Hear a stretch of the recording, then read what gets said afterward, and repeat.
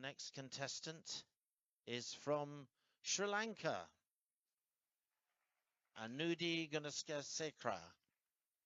Now, Anudi is a student in international relations, wanting to pursue a career in international relations.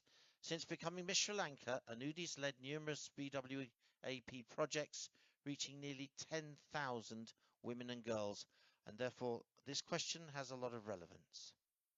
How has working on your Beauty with a Purpose project changed the way you see your role as a woman in your community and in the world? Good morning, ladies and gentlemen. Ayubowan, Namaskaram. First of all, I have to be thankful and grateful for this opportunity to be standing here today because every year I've been watching head-to-head challenge every year. Now I'm standing here as a finalist. So I'm very grateful. Thank you again. Well, I'll tell you a story first. When I was about 12 years old, I went to a competition from my school to represent my school. And I was with another girl from another school, and she was on her period. And then she wanted to go to the washroom to change her napkin. And then I asked, okay, why don't you go and do it before the competition starts? She said, I only have one.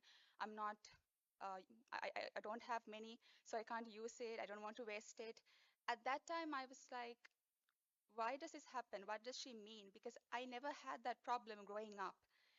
And then I did my research in the university on the criminalization of marital rape in Sri Lanka because it is not criminalized yet, like in many other countries, and that's a problem. I wanted to investigate the connection between the level of awareness women have about their women's rights and the process of criminalization, because I believe in order to speak up against this violence, you have to have a knowledge about your rights. Other than that, you don't have any sort of opportunity to talk about it. And then only I found about period poverty. I realized besides violence, they're also going through period poverty. They're not just victims of menstrual poverty, they're also victims of violence, both at the same time. So I started my project after that. And then I realized I started this project to give back, but I'm also receiving something back. This is just purpose giving back and forth. And I have helped over 10,000 women and girls. And I help them through donations by providing sanitary products, not just biodegradable pads, non-biodegradable pads, it's also reusable napkins so that they have a sustainable solution. And second, the awareness, because I believe awareness is key. You can give a napkin, but you can only use it once. But awareness will pass through generations. So when we do awareness programs, we try to target the audience that we are talking to. As an example, for young children, we are talking about how menstruation happens, what happens inside your body, and what you should be doing when it happens. And for older women, we talk about menopause, we talk about contraception, we talk about sexual health. Because I believe when it comes to awareness, it has to be suitable with the audience as well.